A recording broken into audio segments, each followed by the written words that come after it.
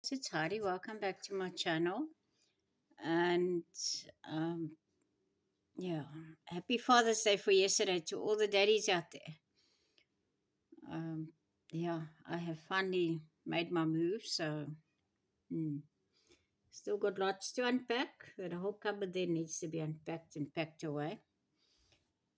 And yeah, there's stuff on the other side that also needs to be unpacked and packed away.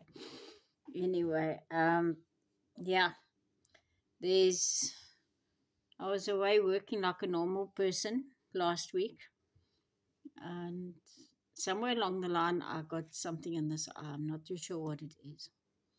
But anyway, today it's looking a whole lot better than what it did yesterday.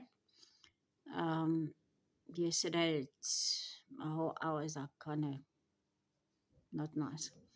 Anyway, at least today you can see I've got an eyeball there. Yeah, that's about it. Just a short video. I didn't really forget about Father's Day yesterday. I was just very busy.